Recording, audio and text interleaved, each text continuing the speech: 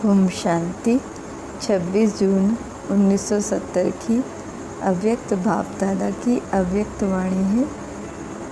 Heading है समर्पण का विशाल रूप। आप सभी अपने चारों मूर्त को जानते हो। आज बाप दादा हरेक के अभी संगम के समय की न कि भविष्य की ही चार मूर्त एक एक में देख रहे हैं। वह चार मूर्त कौन सी है? अपनी मूर्त को जानते हो?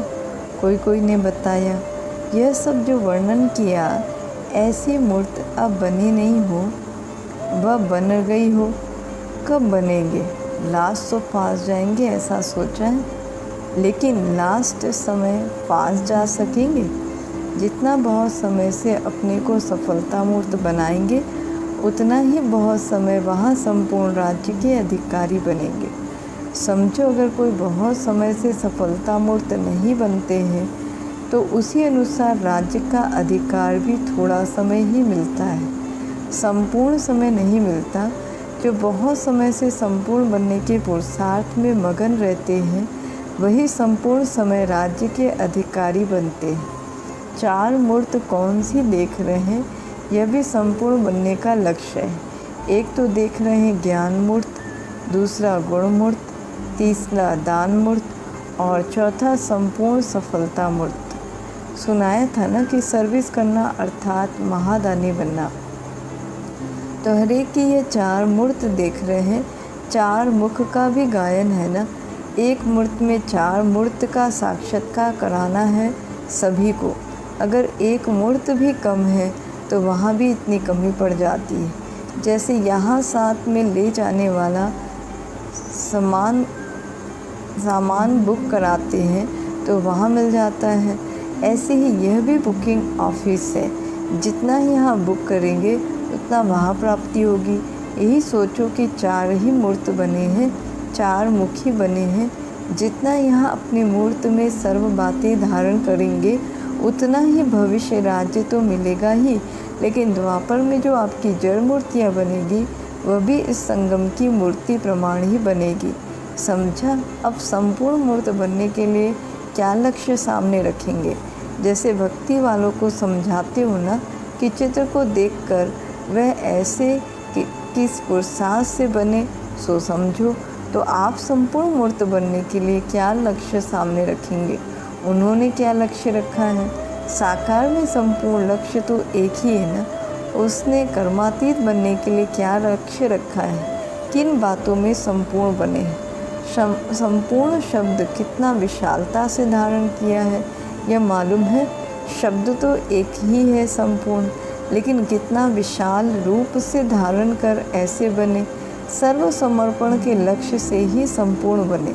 जितना समर्पण उतना संपूर्ण। लेकिन समर्पण का भी विशाल रूप क्या है? जितना विशाल रूप से इसको धारण करेंगे, उतना ही विशाल बुद्धि भी बनते और विश्व के अधिकारी भी बनते। वह विशालता क्या थी? इसमें भी चार बातें हैं। एक तो अपना हर संकल्प समर्पण, दूसरा हर सेकंड समर्पण अर्थात समय समर्पण, तीसरा कर्म भी समर्पण, चौथा संबंध और संपत्ति जो है वह भी समर्पण। सर्व संबंध का भी समर्पण चाहिए। उस संबंध में लौकिक संबंध तो आ ही जाता है, लेकिन यह जो आत्मा और शरीर का संबंध है उसका भी समर्पण। इतने तक संबंध को समर्पण किया है। विनाशी संपत्ति तो कोई बड़ी बात नहीं है, लेकिन जो अविनाशी संपत्ति सुख, शांति, पवित्रता, प्रेम, आनंद की प्राप्ति होती है, जन्म सिद्ध अधिकार के नाते उसको भी और आत्माओं की सेवा में समर्पण कर दिया। बच्चों की शांति में स्वयं की शांति समझी, तो आत्माओं को शांति देने में ही अपनी शांति समझे। यह है लौकिक संपत्ति और साथ साथ ईश्वरी संपत्ति को भी समर्पण करके अपनी साक्षी स्थिति में रहना। तो समर्पण शब्द का इतना बड़ा विशाल रहस्य है। समझा? ऐसे विशाल रूप से धारण करने वाले ही संपूर्ण मूर्त और सफलता मूर्त बनेंगे। तो समर्पण शब्द को कोई साधारण अर्थ से न समझना। लौकिक का समर्पण करना सहज है, लेकिन जो ईश्वरीय प्राप्ति होती है वह भी समर्पण करना अर्थात महादानी बनना और औरों का शुभ चिंतक बनना, ये नंबरवार यथा योग्य यथाशक्ति होता है। इतने तक समर्पण बनने वालों को संपूर्ण समर्पण कहा जाता है। ऐसे संपूर्ण मूर्त बने हो, अपनापन बिल्कुल समा जाए। जब कोई चीज़ किसी में समा जाती है तो फिर समान हो जाती है। समाना अर्थात समान हो जाना।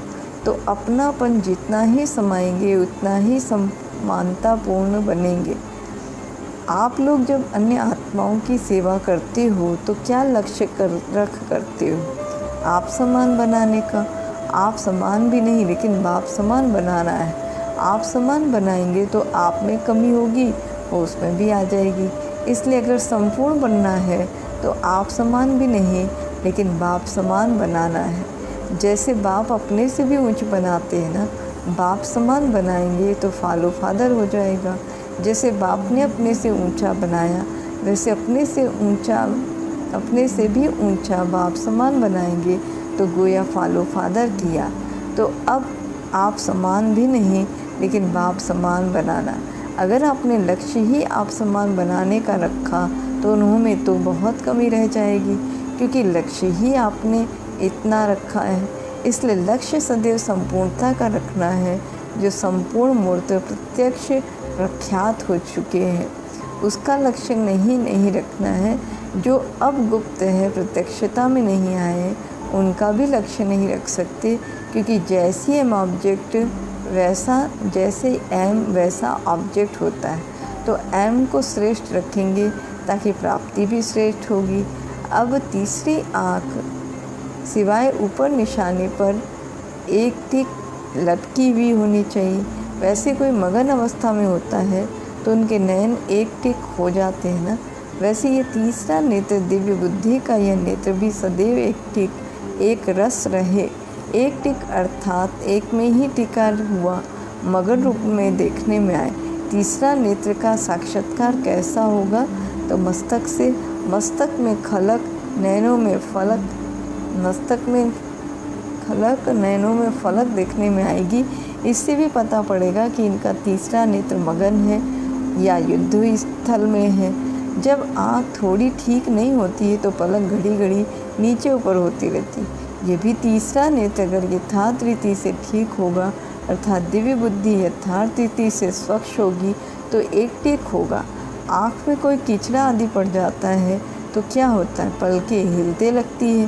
कीचड़े की निशानी है हिलना, यथार्थ तंदुरुस्ती की निशानी है स्थिर हो जाना। वैसे ये तीसरा नेत्र सदैव एक टिक हो। यह साक्षात्कार आपके मस्तक से होगा, नैनों से होगा। तो चेक करो, हमारा तीसरा नेत्र जल्दी बंद होता है और खुलता है, वह सदैव खुला ही रहता है। कोई भी याद में मस्त हो जाते हैं तो भी आंखें एक टिक हो जाती। तो यहाँ भी संपूर्ण स्थिति में वही टिक सकेगा जो एक ही याद में मगन होगा, नहीं तो नैनों के माफिक बंद होते खुलते रहेंगे, एक टिक नहीं हो सकेंगे। अगर कोई कीचड़ा हो तो जल्दी निकालो, नहीं तो हंसी की बात सुना। समझो आपका कोई साक्षात्कार करता है और आपकी मूर्त नीचे ऊपर होती रहेगी तो क्या साक्षात्कार कराएंगे? जैसे फ़ोटो निकालने के समय हिलना बंद कराते हैं ना, अगर हिला तो फ़ोटो खराब हुए, वैसे ही आपकी अवस्था हिलती रहेगी तो क्या साक्षात्कार होगा? जैसे फ़ोटो निकालते समय अपने को कितना स्थिर करते हो, वैसे ही सदैव समझो कि हमारे भक्त हर समय हमारा साक्षात्कार कर रहे हैं। तो साक्षात्कार मूर्त अर्थात स्थिर मूर्त होंगे, नहीं तो भक्तों को साक्षात्कार स्पष्ट नहीं होगा। स्पष्ट साक्षात्कार कराने के लिए स्थिर बुद्धि एक टिक स्थिति आवश्यक है, समझा? अभी से ही भक्त लोग एक एक का साक्षात्कार करेंगे। वह बीज अर्थात संस्कार उन भक्तों की आत्मा में भरेगा, फिर उस संस्कार से इमर्ज होंगे और फिर द्वापर में वही संस्कार इमर्ज होगा। जैसे आप समझते हो ना कि धर्म स्थापक यहाँ से संदेश लेकर भरकर जाएंगे, वही फिर इमर्ज होगा, वैसे आप सभी के अपने अपने भक्त और प्रजा संस्कार ले जाएगी फिर उसी प्रमाण इमर्ज होते हैं। अगर भक्तों के सामने स्पष्ट मूर्ति नहीं दिखाएंगे तो उनमें वह संस्कार कैसे बनेंगे? यह भी कर्तव्य है ना। सिर्फ प्रजा ने ही बनाना है, साथ साथ भक्तों में भी वह संस्कार बनना है। कितनी प्रजा बनी है, कितने भक्त बने हैं, यह भी मालूम पड़ेगा। भक्तों की माला, प्रजा की माला दोनों प्रत्यक्ष होंगे। हर एक को अपनी दोनों मालाओं का साक्षात्कार होगा। अपना भी साक्षात्कार होगा कि मैं कहाँ माला में पिरोया हुआ हूँ। यह भी एक गुप्त रहस्य है कि किन्हों के भक्त ज़्यादा होते, किन्हों की प्रजा ज़्यादा बनती है। जैसे कोई की राजधानी बड़ी होते भी संपत्ति कम होती है, कोई की राजधानी कम होती है परंतु संपत्ति ज़्यादा होती है। यह भी गुप्त रहस्य है। जो कभी खाएंगे, अभी तो लक्ष्य रखो प्रजा बनाने का। भक्त तो लास्ट में मिनट मोटर के समान बनेंगे। यहाँ भी भक्त वंदना करेंगे, पूजा नहीं, गायन करेंगे। पूजन वही वहाँ होगा, करेंगे। यह सब बाद में मालूम पड़ेगा। अच्छा, ओम शांति, ओम शांति।